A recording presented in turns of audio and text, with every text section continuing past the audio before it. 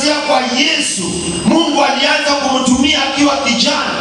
Ukija kwa kina Danieli, ukija kwa kina Shadraka, Meshaki na Abednego, nikaona kwamba watu hawa Mungu aliweka nguvu zake ndani yao na walisimama na ushindi ukapatikana, ukombozi ukapatikana kupitia kwa vijana. Sememe.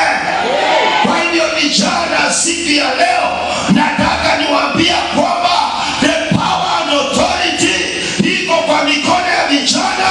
Tushangilie, tuseme haleluya, maana Jehova aliwachagua tangu wakati ule na wakati huu ni wakati wa vijana. Injili ya leo ni injili ya vijana.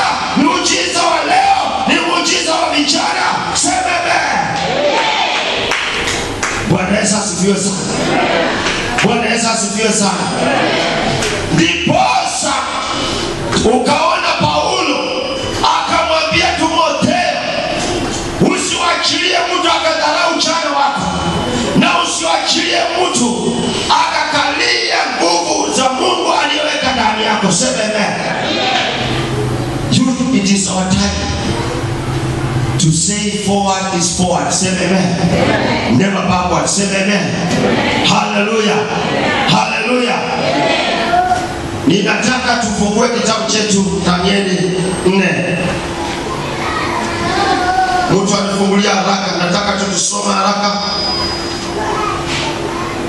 Danieli 4:33 mpaka 36 only. Vijana mnakuja bila Biblia. Can you read the mic, please? Soma haraka. Nitasoma Danieli 4 mstari wa 33 hadi 36. Inasema, saa hiyo hivyo jambo hilo likatimizwa, likampata Nebukadreza. Alifukuzwa mbali na wanadamu, akala majani kama ng'ombe, na mwili wake uliloa maji kwa umande wa mbinguni, hata nywele zake zikawa kama manyoya ya tai, na kucha zake kama kucha za ndege. Nebukadneza akamsifu Mungu. 34 inasema, hata mwisho wa siku hizo mimi Nebukadreza nikainua macho yangu kuelekea mbinguni, fahamu zangu zikanirudia, nikamhimidi aliye juu, nikamsifu na kumheshimu.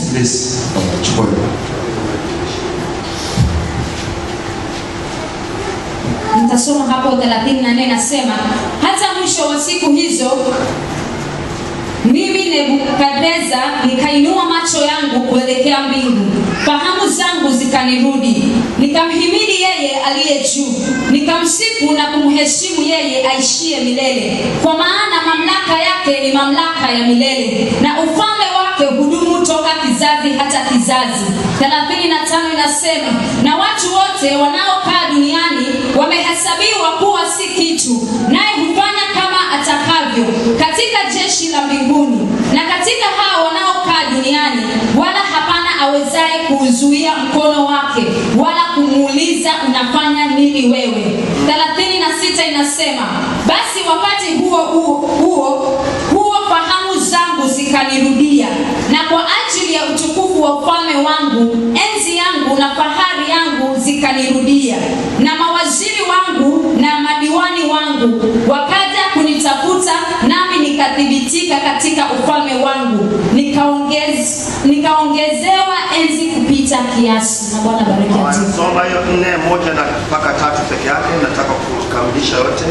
Danieli 4. Nitasoma.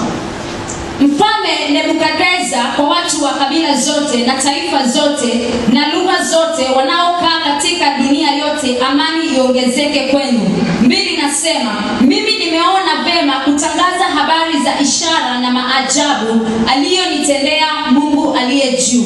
3 inasema, ishara zake ni kubwa kama nini, na maajabu yake yanauweza kama nini. Ufalme wake ni ufalme wa milele, na mamlaka yake ni ya kizazi hata kizazi. Na Bwana bariki andiko. Thank you. Bwana Yesu asifiwe sana. Tumeangalia vitabu hivi vyote viwili, tunaona kwamba Nebukadneza alibadilishwa kuanza kutambua Mwenyezi Mungu jinsi alivyo na nguvu na uwezo na mamlaka.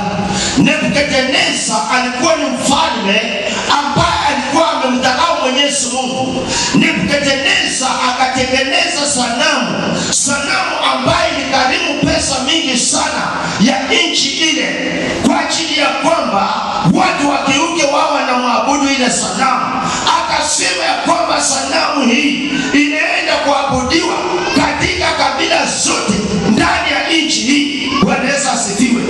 Kwa hivyo Nebukadneza, ukiangalia pale mwanzo, halikuwa mtambui Mungu, halikuwa ni mtu mkatili, halikuwa ni mtu anayeona kwamba yeye ndio mfalme na nitosha. Hakungekuwa na mfalme mwingine kuliko Nebukadneza. Lakini leo kuna habari njema.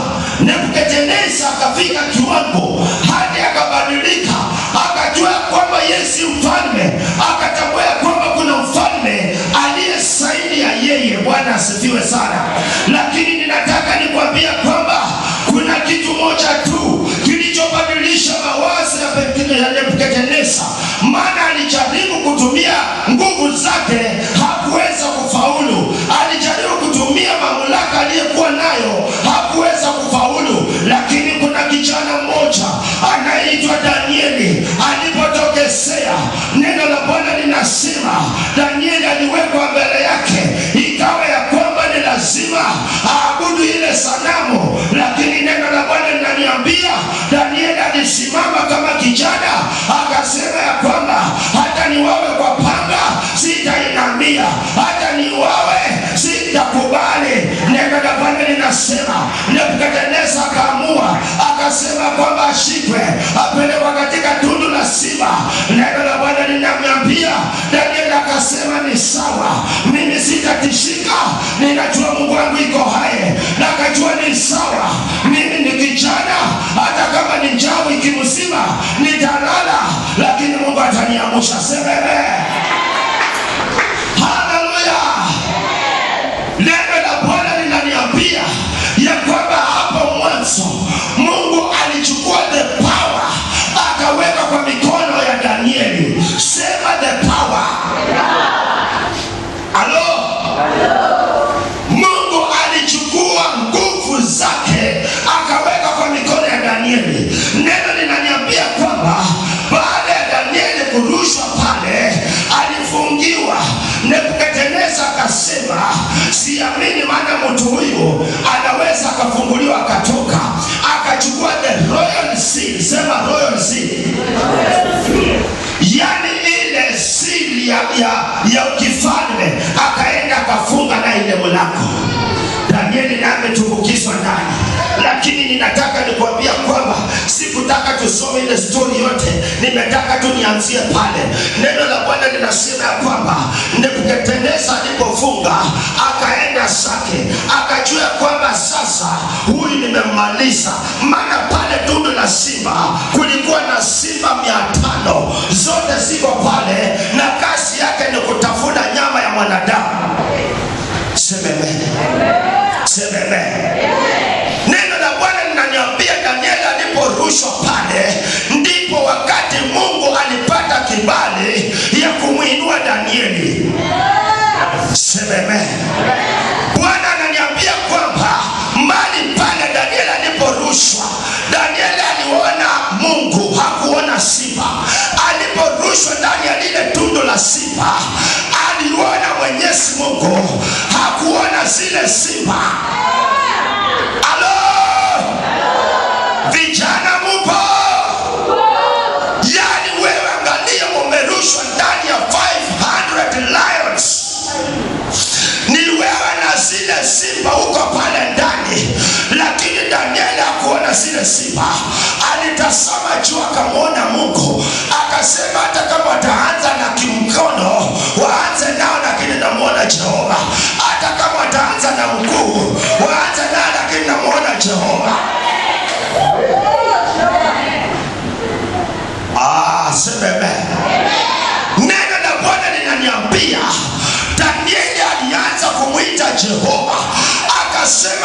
wa Israeli, uliniambia nisikubali kuinamia sanamu, nisikubali mambo ya sanamu, mbali nikubali wewe. Masaa yamefika Jehova, simama na mimi. Mungu akamwambia usiwe na wasiwasi, niko pamoja na wewe. Sema amen. Danieli akasema sawa sawa, ni masaa sasa Jehova ya kuhubiria wasiba, wajue wewe ni Mungu. Ni lazima wasikie neno lako, maana umenileta hapa. Wanadamu wamekataa kusikia neno lako, lakini leo Simba watasikia neno lako. Wanadamu wamekataa kusikia maombi, leo Simba wataombewa. Wanaenda kuokoka, wanaenda kuokoka.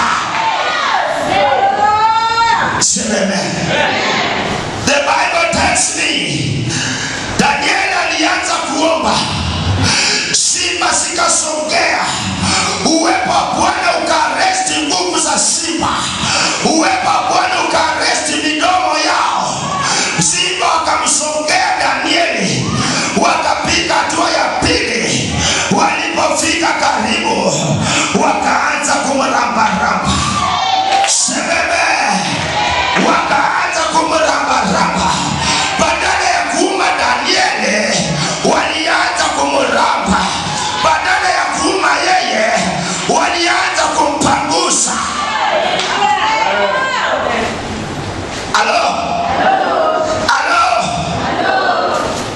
Neno la Bwana linaniambia Nebukadneza baada ya kuja akasema twende tufungue tuone kama ameenda. Walipofungua, Nebukadneza akasema wacha mimi nitangulie nichungulie.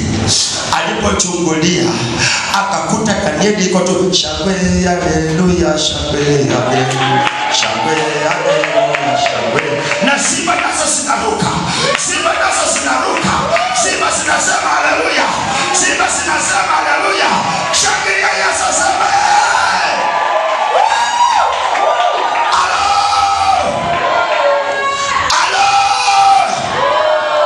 Neno la Bwana linasema Nebukadneza alijishika kichwa. Akashutuka akasema hii ni mambo ya aina gani haya? Sijawahi kuona mambo haya tangu mimi nisaliwe. Nebukadneza akaangalia, akaita wakuu wote, akaambia chungulia ndani, ninaona ama ni ndoto. Wakamwambia unaona, wakamwambia unaona, maana Jehova ameinua, maana Jehova ametenda. Sema haleluya.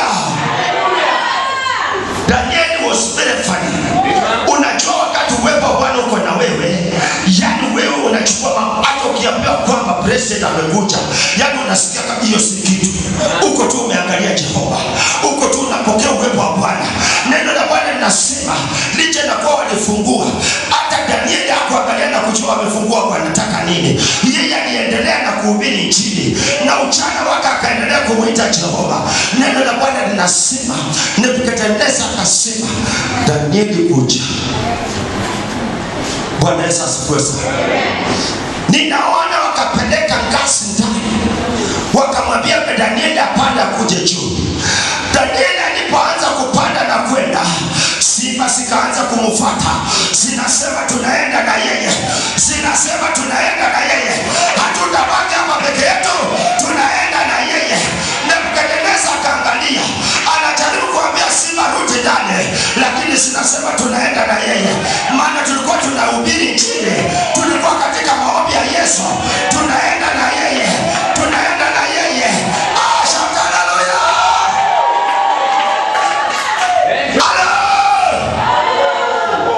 Bwana Yesu asifiwe. Danieli alipotoka nje, neno la Bwana linasema Nebukadneza alisalute for Daniel.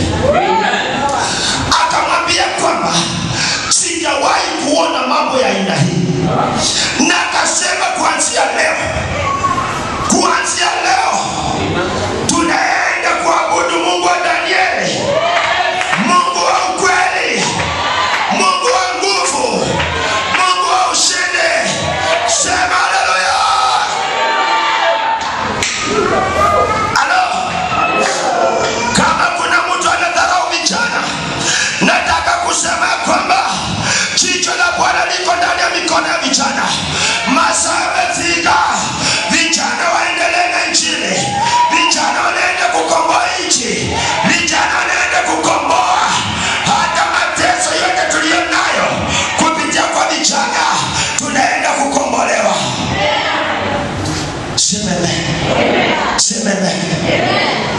Danieli alisimama. Danieli aliamini kwa Bwana. Danieli hakubabaika. Ndiposa Nebukadneza akabadilika, akasema ya kwamba kuanzia leo Danieli, nimetambua Mungu wako anaweza. Kuanzia leo Danieli, nimejua unaomba Mungu aliye hai. Nataka kuambia masaa yamefika. Wanayedharau Mungu wako, masaa yamefika. Ninaona wanakuja mbele yako, wanakuja kujiinamisha na kusema kwamba unaomba Mungu aliye hai na kutambua Jehova wako, maana Mungu wako hatosheki. Mungu wako anaweza. Mungu wako anainua. Sema haleluya. We have a potential time to serve our God as you. Sema amen. Sema amen. Kama kuna kijana ambaye anasema mimi siwezi kuhubiri injili, mimi siwezi kuimba, mimi siwezi kuomba, masaa yamefika. Leo lazima ukubali, maana Mungu yuko pamoja na wewe. Anaenda kukuinua. Hata kama hujui kusema haleluya, Mungu anaenda kuweka haleluya ndani ya kinywa chako. Hata kama hujui kusema toka, Mungu anaenda kukemea toka. Hata kama hujui kusema kwamba umeponywa, Jehova anaenda kusema ameponywa. Sema. Ninajua kwamba makanisa mengi, mapasta wengi wamedharau vijana. Wanasema vijana hawa watatupeleka wapi? Maana vijana wanaitwa dotikomo, vijana wanaitwa dijitali. Lakini masaa yamefika. Ni lazima atambue dijitali yako, maana Jehova iko ndani. Ni lazima atambue ujana wako, maana Mungu iko na wewe. Sema haleluya. Hatutakubali Mungu wetu atukane sisi kama vijana, na Mungu ametubariki. Hatutakubali Mungu wetu atesewe. Hatutakubali Mungu wetu atukane. Ni lazima we must come out as a team and face Satan. Tumwambie shetani hautatuweza.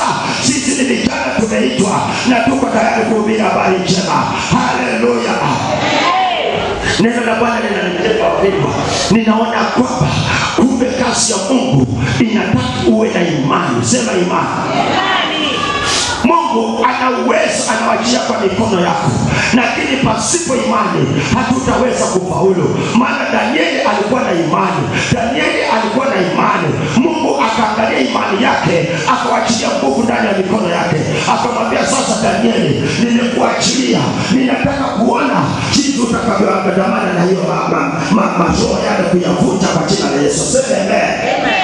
Maswali mengine Mungu anatuachilia sisi kama vijana.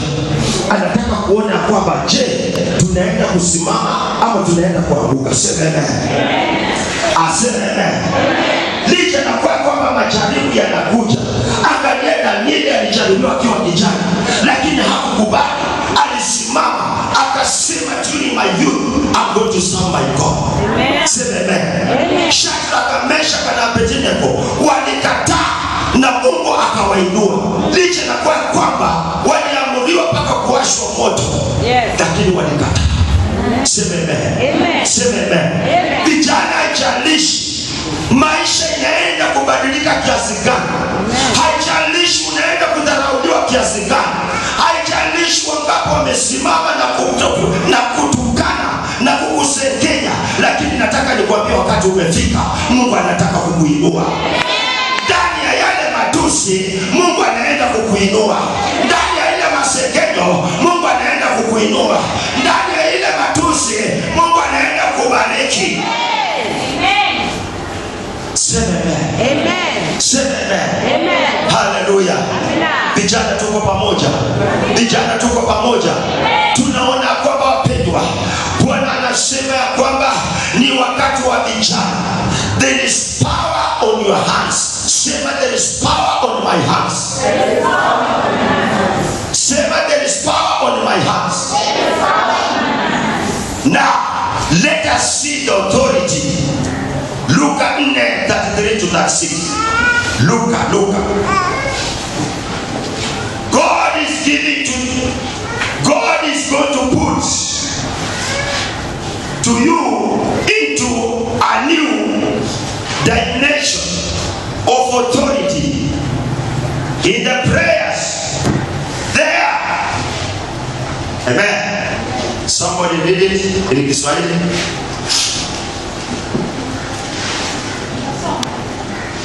Have it.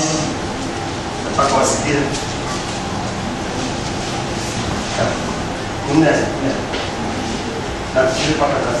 Nitasoma.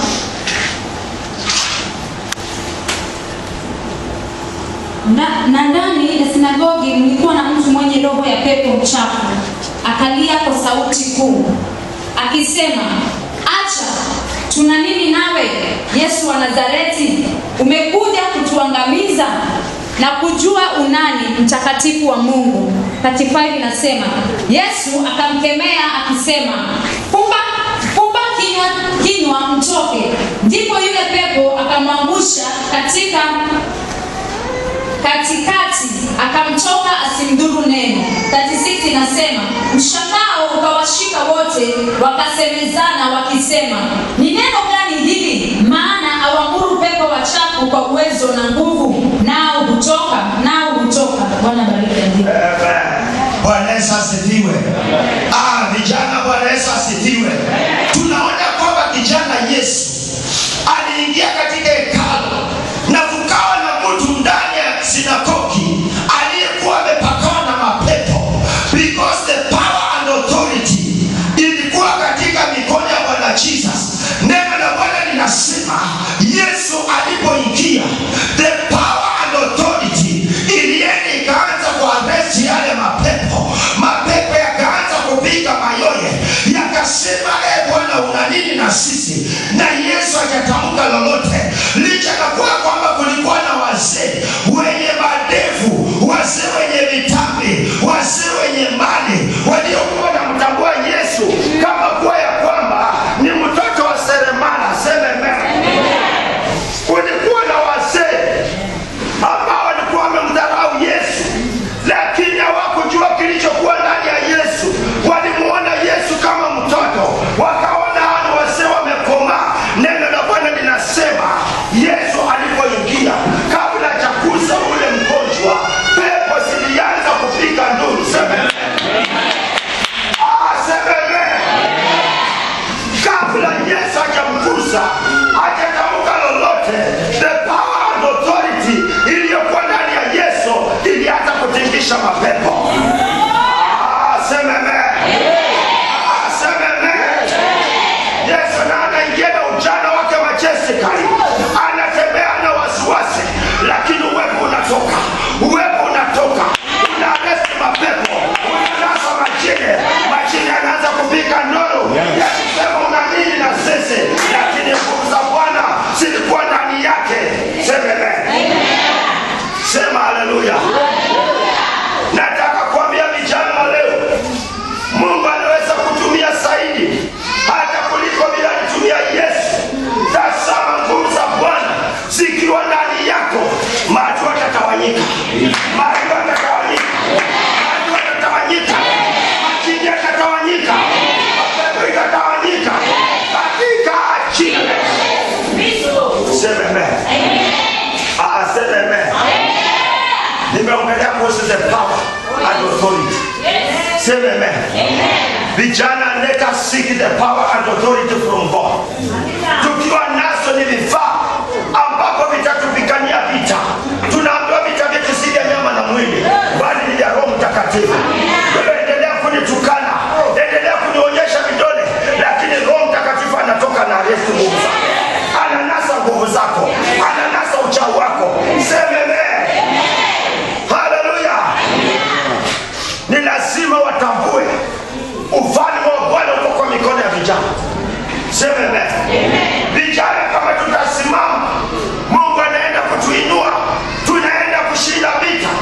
Jinsi tunalia nchi yetu imekaa katika hali ya mteremko, hali ya mateso, lakini turudi vijana, tunaenda kubadilisha nchi. Sema amen. Sema amen. Mungu ameweka uwezo ndani yenu. Jinsi watoto wa Mungu walikuwa wanateseka kwa ajili ya mfalme Nebukadneza, Mungu alibadilisha yote. Mungu alibadilisha. Mfalme Nebukadneza akatambua Mungu. Nataka kuambia watu wanaoabudu devil worship katika nchi hii, kupitia kwa maombi ya vijana, wanaenda kujisalimisha.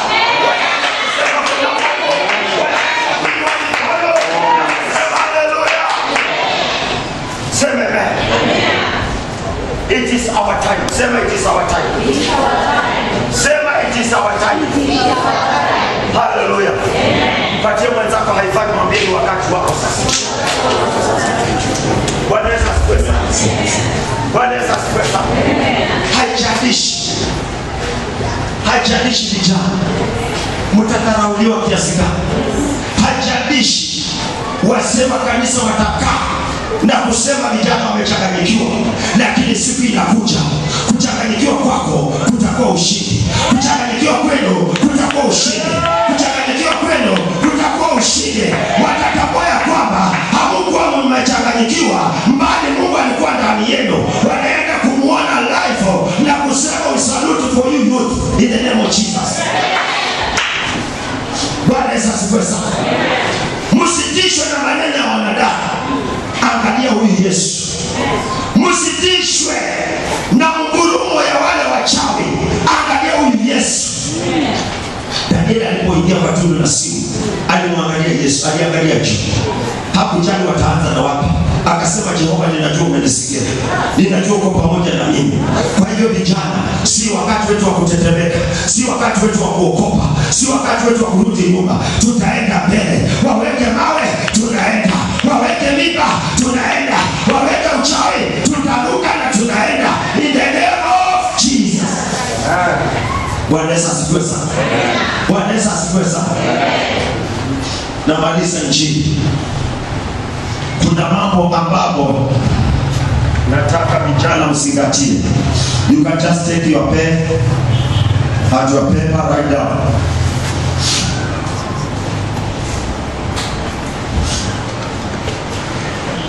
Demons all the time ndio zinafanya tunakuwa na spirit ya uoga na spirit ya kurudi nyuma. Na nataka niwapatie vitabu ambapo mnaweza kusoma how we can resist demons. Jinsi tunaweza kukataa mapepo. Bwana Yesu asifiwe sana. Kwa ajili tu wakati nimekuwa na mfupi, sitaki kutoa kwa watu usiku. Jinsi tunaweza kukataa nini? Mapepo. 2 Corinthians, Wakorintho wa pili 10:3-6. Tunaona kwamba prayers and supplications given power of God.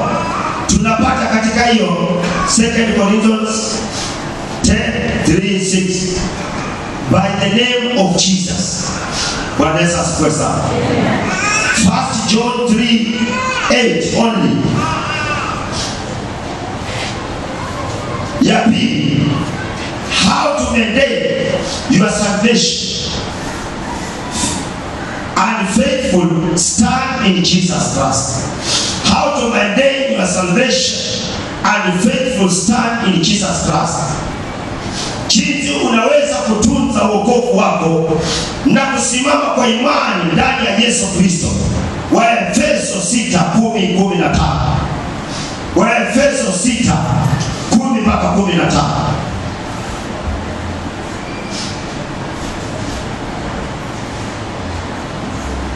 Refrain your feet. Number 3. How can we resist demons? It is true to refrain your feet. Refrain your feet and emotions from every part. Refrain your feet and emotions from every part. Amos 5:15. Amos 5:15. Psalms 119:101. Zaburi 119:101. Number 4. How we can resist demons? You must be active Christian, and that will protect you from Satan's machination.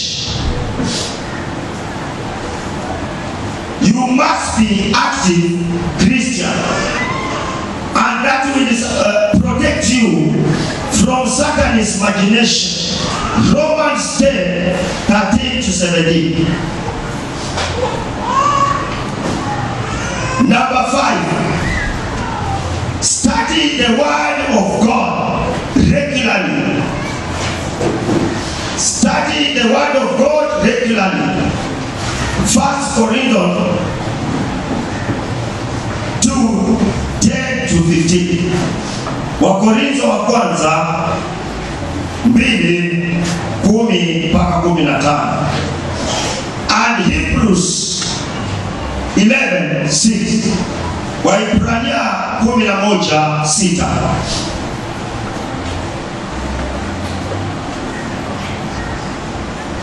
Mugaandika. Yes. Rather than feeding your mind with winding cords,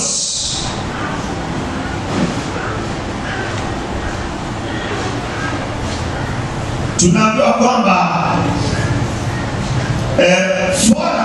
focus on thinking our Lord given hope in Jesus. We must have a hope in Jesus. Wathesalonike wa kwanza 5:8 na Waebrania wa 12:2-3.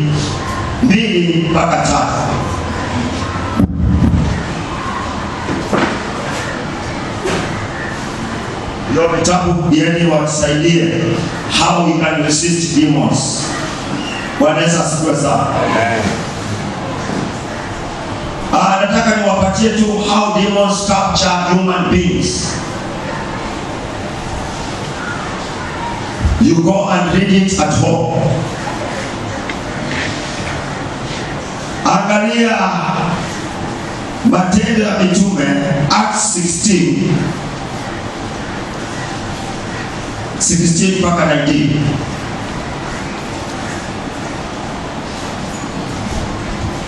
Matendo ya Mitume 16:19.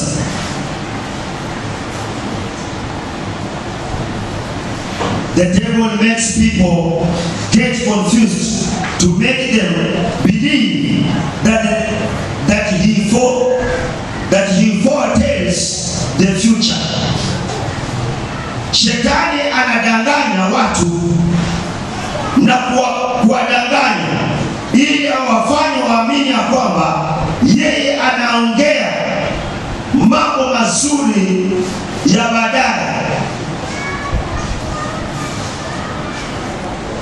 Through dreams, translations, viewing, mirrors, reading, poems of hearts, sick, bad fortunes, there is associated with demons.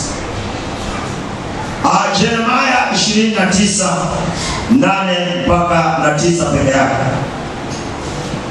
Utaona mambo haya, utaambiwa shetani anatushika kwa njia gani. Number 2, sinful nature.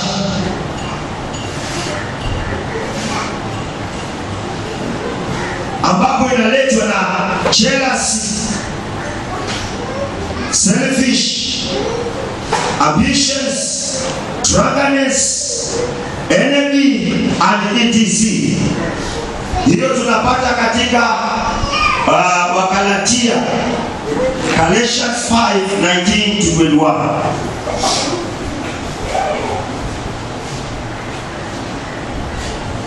Satan misquotes himself as the angel of light. Shetani anajifanya kuwa kama malaika wa mwangaza. Ndio unaona kwamba watu wengi, unaona mtu anaongea kwa lugha, unaona kwamba huyu ni Roho Mtakatifu.